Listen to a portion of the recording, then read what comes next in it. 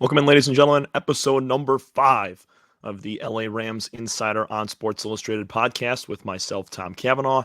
And today, we're going to be taking a look at the upcoming opponent on Monday Night Football for the Los Angeles Rams. It is the 2-6 Miami Dolphins.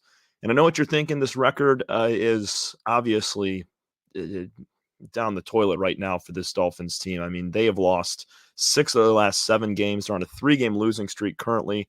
And this is a team that really struggled in the middle of the year. You had Tua Tagovailoa out for a 3-game stretch from weeks 4 to week 6 with a concussion, one of several that he has had in his career. And they just got him back over the last couple of games. They took on NFC West rival for the Rams. The Arizona Cardinals lost by 1 last week. And then this past Sunday, a 3-point nail-biting loss to their divisional opponent, the Buffalo Bills.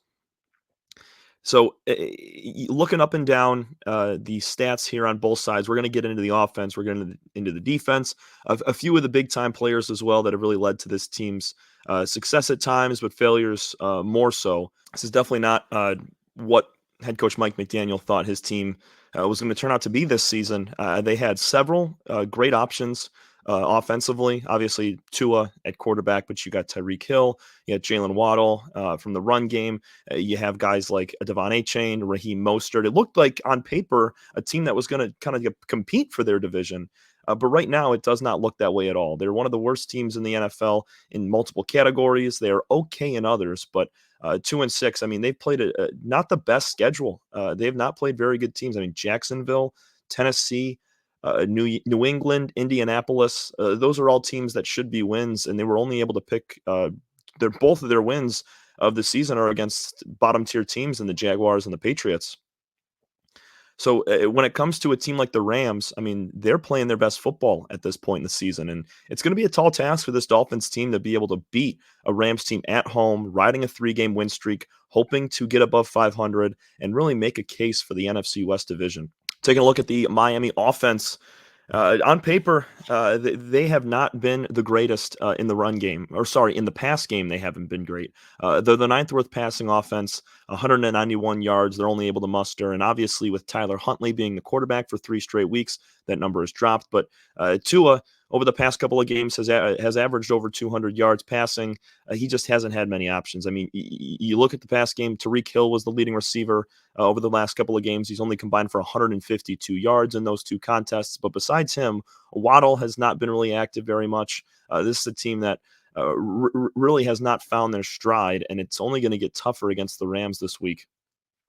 When running the football, it's kind of on the opposite side. Instead of being ranked 9th worst like they are in the past game, they're actually ranked 9th best when it comes to running the football. They're averaging just under 134 yards a game. We already mentioned Achane, Mostert. Those guys are solid backs. Achane for sure. He had a heck of a season last year. Raheem Mostert, he had almost 20 touchdowns as well. So those are 2 guys that are very dangerous offensively.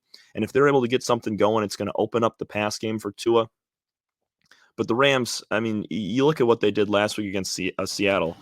How about it? 3 interceptions. They sacked Geno Smith 7 times. They had 8 pass deflections. The pressures out the wazoo all day long. So Tua's really going to need to have time in the pocket, which is something he really hasn't had a ton of all this season. It's going to be a lot of work for this Dolphins team to be able to battle and stay even in this game and be able to put up points. The Rams have only scored more and more, but got to give a big shout out to defensive coordinator Chris Shula for the Rams this past week. After their win against Seattle, he won Good Morning Football's Coach of the Week, very well deserved. Obviously, we just dropped a bunch of stats on you guys from what they did, but Jalen McCullough, he had an interception. Cameron Kinchins, he had 2 sacks for Braden Fisk. Jared Verse got in on the action. A bunch of rookies came in and made big plays. And then obviously the 4th down stop in overtime to get the ball back and win the ball game. Shula, I mean, really dialed up a defensive scheme for the ages, and it came through in a big way in a divisional contest. Dolphins, when you look at their defensive side, they're the 7th best overall. They're only allowing just above 300 yards a game, which is pretty solid for an NFL franchise over the course of this season, at least. Also, the fourth best pass defense. Matthew Stafford's going to have a tougher time this week, but he will have several options. Obviously, Puka Nacua, Cooper Kupp, Demarcus Robinson, Tutu Atwell, several different options to go through in the pass game. But the Dolphins do play very well. Former Miami Dolphin Jalen Ramsey now over on the Rams. Dolphins, when it comes to pass defense, they're one of the better teams, and that's going to be where they're going to thrive. And Rams are going to have to rely heavily on Kyren Williams running the football, being able to open up holes for him. He had an okay game against the Seahawks. It didn't pop off for a lot. He had somewhere in the upper 60s for yardage. But if he's able to establish a strong ground game, that's going to force this Miami defense to play for that run and give Stafford more options passing the ball. Run defense, talking about Williams being able to find success. Middle of the pack for this Dolphins team. They're averaging about 120 yards a game.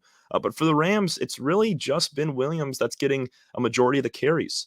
So when you see that number averaging 120, you got to think Kyron's got to be meeting close to that number this week, because in the backfield, they don't have too many other options besides Kyron to run the football. And why would you? I mean, Williams has been one of the best backs in the league so far this year. He ranks in the top 5 in touchdown scores. He's right behind Derrick Henry. He had himself a 6-game touchdown rushing streak to start the season. So if Kyron's able to go off for about 80 to 100 yards, even more than that, it's going to look really good for the Rams. Dolphins giving up 23.5 points per game. That's also kind of middle of the pack in the NFL. And you could kind of see it over the last couple of games. They gave up 30 to the Bills last week. They gave up another 28 in a loss to the Cardinals. They played well against the Colts. Obviously, Indianapolis did not. It didn't have a ton of offense over there. They're only able to muster 16 points, but got the win over the Dolphins. And a couple of these other games, a loss to the Tennessee Titans gave up 31 points to Will Levis and those Titans. Or sorry, that was Mason Rudolph, the quarterback of the Titans at that time. 24 points to Seattle. They gave up another 31 to Buffalo. And I know Buffalo's probably on another level currently from the Rams, but LA, they could put together 25 to 30 points from what we saw last week against Seattle. Stopping the run defense for Seattle was their worst quality, and yet they held Kyren Williams to under 70 yards, and it was the passing offense for the Rams that came through. So we could see a similar scenario this week on Monday Night Football. It's always a heightened game when you play Spotlight on You, primetime matchup on Monday night, and Stafford's always built for that moment. Several of the other returners. I mean, we saw opening week of the season, Sunday Night Football, Puka Nacua went crazy for over 100 yards. Or sorry, that was Kupp that went for over 100 yards. Puka was limited and injured early on. But I mean, these guys, they show up in the big moments. They can make plays in a game that they need to win. Might not be a divisional matchup. They've already played 3 of those. And then the Rams, they'll finish their season with 3 of 4 of their final games against NFC West teams. But this chunk of their season right now starts with the Miami Dolphins. And these are games that they need to find wins in if they want to win the division. So right now, sitting at 4-4, you win this game, you get to 5-4, tied up with Arizona. And if the Cardinals are able to find a loss somewhere over the next couple of weeks, or hopefully this next week, Rams could be sitting pretty atop the NFC West standing. So they got to continue to play their same game of football. Coach Chris Shula, a defensive coordinator for the Rams, he's going to continue to dial up great schemes to kind of figure out this Dolphins offense.